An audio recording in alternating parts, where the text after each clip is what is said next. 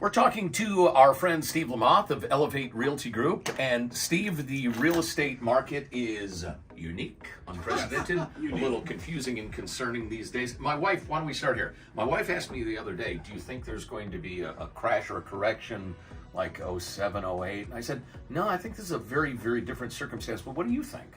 I would say we're always in alignment. You know real estate well. I don't know if there's going to be a crash per se like 07. That was a structural issue with mortgages, right? But if there was ever going to be a time that real estate values would go down, you'd think that interest rates quadrupling over the course of 12 months would have done that, right?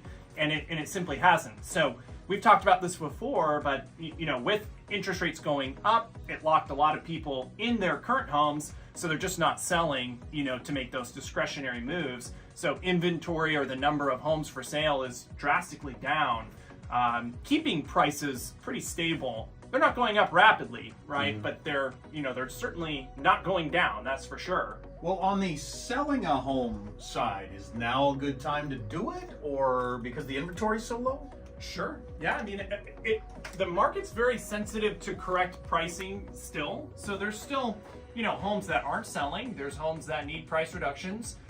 I would argue that getting a home in really good condition is still very important, making sure it's priced within market value. So you can't just slap a home up like you could in COVID and get 30 offers on it, right? I would still say about 30% of the homes are getting more than one offer. I know it doesn't feel like that when you're in the market, but really only about 30% of the homes are getting more than one offer. And on average, that's like 2 or 3. It's not 10 or 20 offers, right? Interesting. So it's certainly a great time to sell. But what are you going to do after you sell? That's the question, right? Exactly. Exactly. Right. So we were discussing the question, how long, or what will it take to pull the market back to semi-normal at least? Because right now, famously, people can't downsize because they'll get half the house for the same money, same payment, whatever. Yeah. They can't upsize because they're having a kid because their costs will just skyrocket. So how long do you think it will take to get back to semi-normal, and what's it going to take to get there? Yeah, I would say my best guess, right, would be I think that interest rates will probably settle in the 6% range, maybe 5.5%. If we're between 5 and 7, like in August or 10 I actually years think it's from be a little bit longer than that. I think maybe 24 months, 3 years. 2 to 3 years. Wow. Yeah, if we don't see a massive recession, I still am kind of on the.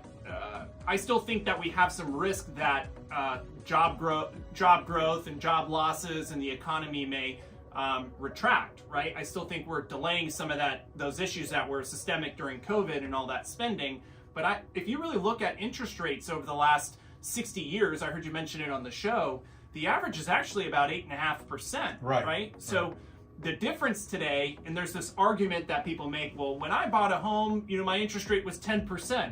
Well, the home was $76,000 or $110,000. Today, that's like $700,000 or $800,000. So, interest rates have a massive effect on how expensive it is to buy right now. I would think that if we see a stable economy and things are rolling in the next 2 or 3 years, we should probably see interest rates settle about 5.5%, 6%. And if rates do go, I think that magic number is 5.5 probably. If rates get down to 5.5, I think you're going to see a lot of people willing to trade up, trade down. It's going to be more expensive than 3.5% interest rate, but their payments are going to go up $300, $500, $700, not $2,500, right? I am consulting a lot of people right now that want to sell and buy another home, but they're selling their, beautiful $800,000 home, buying a $580,000 home, and their payment is $1,000 more, and they're not willing to leave that, great suburb. That's why I'm going to get a tent next to a protester on a college campus. Yeah, you might get some money for free about too. The best thing I can do. Or squat. You got to squat. I keep thinking that. Yeah. Yeah, I mean that's like the new rage, right? I just think that if you've been waiting, it always goes back to your personal goals, right? Like Warren Buffett is a great person to admire. He's really big on just dollar cost averaging and just staying consistent.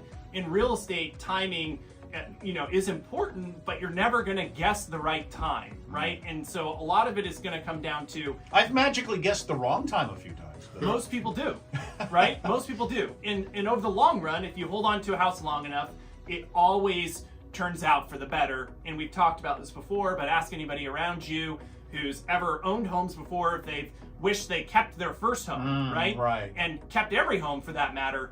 And so ultimately, I would say if you've been hoping to buy, waiting, the last year and a half has costed you probably about 6-7% in price, right? So that's a lot of money.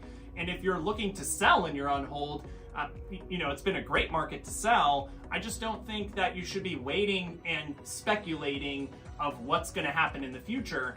And guess what? There's always a better home and there's always a better deal. Always. Like I've never had someone buy a house that couldn't buy a better house at a better price in the future.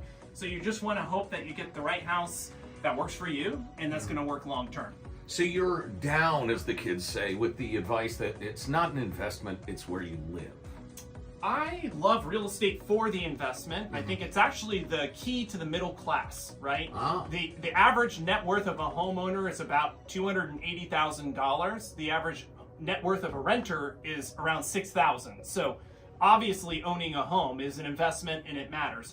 But it is where you live, right? So, I think of what a lot of people, especially younger folks my age, they want to move to Folsom or they want to move to Roseville right off the gate, right? And they want to buy that perfect, expensive home, whereas they should just buy their starter home that they can afford, fix it up over time, and take time to trade up. I mean, I don't know how many homes you guys have owned, but most people own a few homes before they get to that really nice area that they want to be in. Well, no wonder it's expensive, because it is expensive to live in those nice areas, right?